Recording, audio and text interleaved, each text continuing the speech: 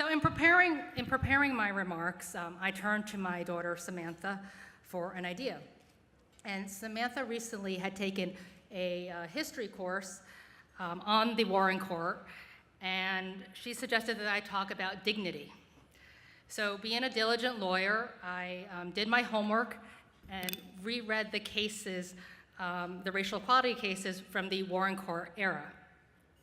And these cases reminded me of the importance of dignity.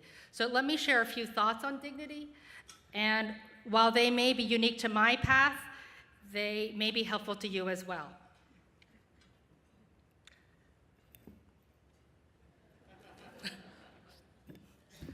All right, so what is dignity? It's that internal sense of valuing oneself, and it originates from inside each of us. If intact, and healthy, it can fortify us. It gives us the strength to speak our minds and the courage to act. Dignity can help us achieve great things and do the right things.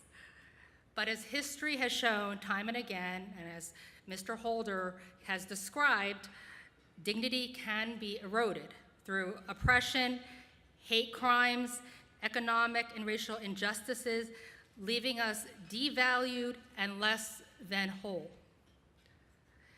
Further, internal and individual forces can also erode our dignity. The decisions we make, how we treat others, and our impact on others, these things all matter.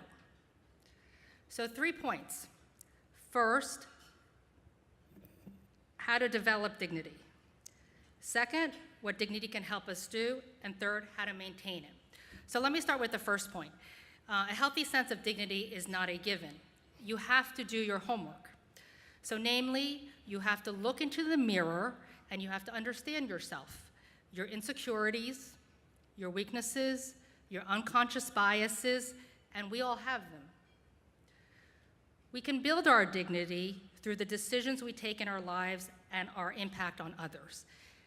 And this is what my wise father, who's sitting over here, tells his 10 grandchildren: self-reflect, self-diagnose, and self-correct.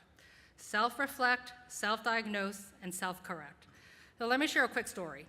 The Asians of my vintage can relate to this. So growing up, I faced ridicule because of my race and my almond-shaped eyes. And still today, I can vividly picture the taunts in the 6th grade at the Franklin Middle School. And yes, it was very upsetting, but here's the point. It wasn't annihilating. And these incidents tested the strength of my dignity. And here's where I have to give credit to my mother and father, who are sitting over there, who emigrated from Taiwan in the 60s to attend graduate school. They made sure that my sisters and I had a sense of self-worth and that it was kept intact. So now on to my second point. So why is dignity important? It's because it helps us achieve and do the right thing.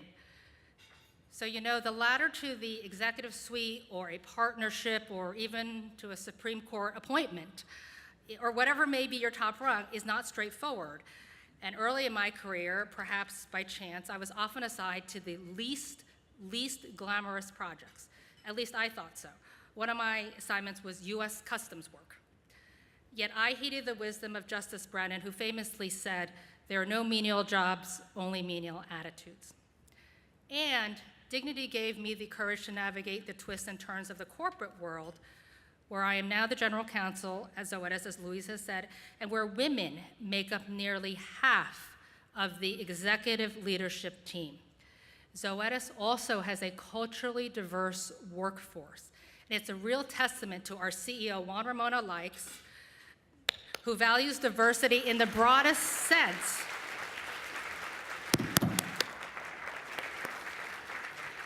And I just want to pause here and say it's not only diversity in our people that he values, but also diversity of ideas. And he and I have had many challenges and debates, so I know he values diversity of ideas. And diversity is also important because it is a mechanism to prevent the erosion of dignity. They're connected. My third point, dignity requires maintenance and should not be taken for granted. So there are two ways. One is through family and personal networks, and the other is through organizations like AALDEF.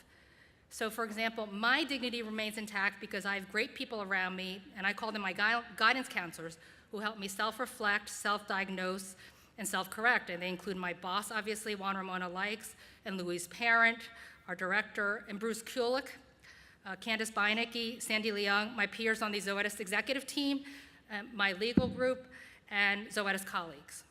And of course, my network also includes those who are related to me, my husband, Brett Loring, who has put up with me for 25 years, my children, my parents, my sisters, my brothers, and my nieces and nephews. And if there's anyone else I've left out, I'm sure they'll tell me about it. So to my guidance counselors, thank you for coming tonight, and thank you also for being brutally, brutally honest with me. So I said there are two ways to maintain dignity. One is through your personal networks, and the other is through civic organizations like AALDEF.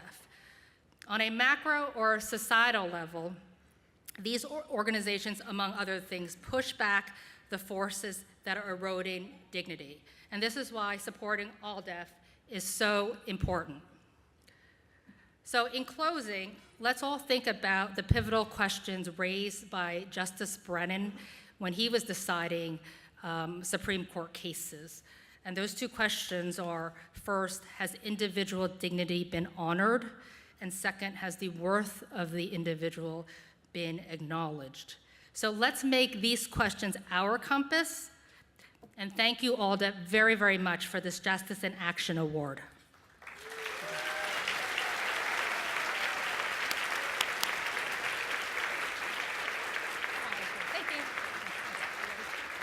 Heidi Chen, ladies and gentlemen.